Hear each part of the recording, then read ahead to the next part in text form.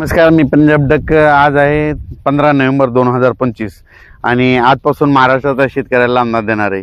मी माझ्या शेतामध्ये आणि हे बघा स्प्रिंकलर देखील चालू आहे, तर राज्यातल्या शेतकऱ्याला एक अंदाज देणार आहे। काय झालं, बरेच शेतकऱ्याचे फोन यायले आता राज्यात पाऊस येणार आहे का, पण तुम्हाला सांगू इच्छितो 25 नोव्हेंबर पर्यंत राज्यात कसला पाऊस येणार नाही म्हणून हा अंदाज लक्षात घ्यायचा। कारण की काय झालं की बऱ्याच शेतकऱ्याचे फोन यायले की पाऊस येणार आहे। मी म्हणलं काही येणार नाही, तुम्ही तुमचा हरभरा पेरू शकता, गहू पेरू शकता।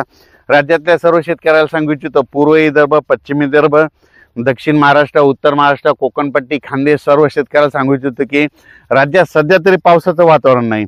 मग राज्यात मग पाऊस कधी येणार, तर तुम्हाला एक पहिल्यापासून मी सांगतो की एक तुम्ही काय करा, कॅलेंडरमध्ये एक तारीख लिहून ठेवा।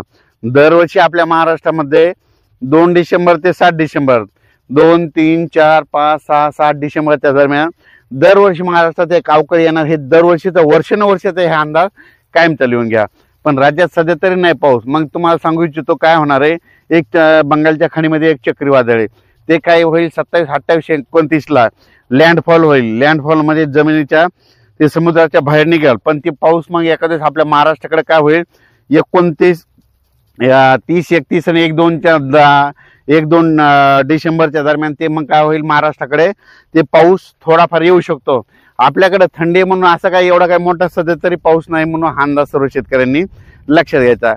फक्त काय होणार, ते चक्रीवादळ येत असल्यामुळे ते चक्रीवादळ ते मध्ये ते काय होईल, त्याचं थोडं आभाळ देखील येणार आहे। 28-29च्या नंतर राज्यामध्ये ढगाळ वातावरण राहील आणि त्याच्यानंतर जर आपल्या इकडली थंडी जर कमी झाली तर मग ते पाऊस आपल्याकडे येऊ शकतो। त्याचा अंदाज आपण सविस्तर देऊ, पण सध्या तरी 25 नोव्हेंबर पर्यंत कसला पाऊस नाही म्हणून हा अंदाज सर्व शेतकऱ्यांनी लक्षात घ्यायचा। बंगालच्या खाडीमध्ये एक चक्रीवादळ आहे, ते चक्रीवादळ काय होईल, तामिळनाडूकडून आंध्र प्रदेशकडून केरळ, कर्नाटक, असं इथून कर्नाटकमधून अरबी समुद्राकडे जाईल।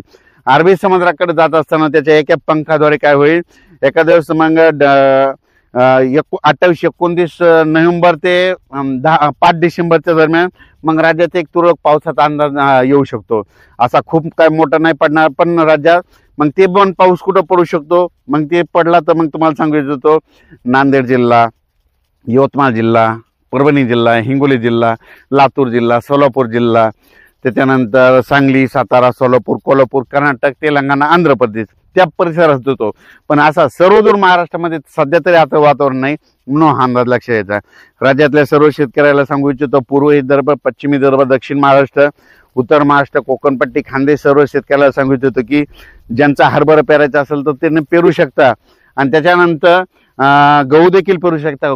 थंडीचं वातावरण आहे। आणि तुम्हाला एक सांगू इच्छितो, बऱ्याच शेतकऱ्याला हे स्प्रिंकलर लावण्याचे कारण सांगतो की काय झालं की बऱ्याच शेतकऱ्याचे फोन आले मला की आम्ही हरभरा पेरले आणि काही ठिकाणी ओल नाही, तर मग पाणी द्यायला चालतंय का। पेरल्याच्या नंतर देखील थोडं द्यायचं, म्हणजे अर्धा 1 घंटा चालवायचं, ओलीला ओल गेलं की लगेच बंद करून द्यायचं। म्हणून हे तयारी म्हणून आम्ही हे सुरुवात म्हणून आपलं तयारी करून ठेवलेली, म्हणजे भविष्य आता हरभरा निघणार आहे त्याच्यामुळे हे निश्चित टेस्ट करून बघण्यासाठी आम्ही हे चालू केलेलं आहे, म्हणून हे तुम्हाला एक सांगू इच्छितो।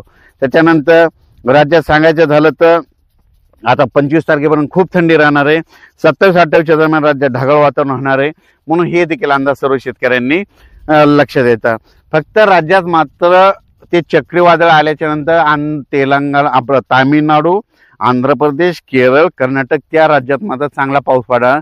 त्या 4 राज्यात पाऊस पडत असल्यामुळे आपल्याकडे काय होईल, 28 ते 5 डिसेंबरच्या दरम्यान मग आपल्या इकडे थोडाफार पाऊस येऊ शकतो, त्याचा अंदाज आपण नंतर दिला जाईल। पण सध्या तरी 25 नोव्हेंबर पर्यंत कसलाही पाऊस नाही म्हणून हा अंदाज सर्व शेतकऱ्यांनी लक्षात घ्यायचा। अचानक वातावरण बदल झाला, लगेच एक उद्या मेसेज दिला जाईल। धन्यवाद।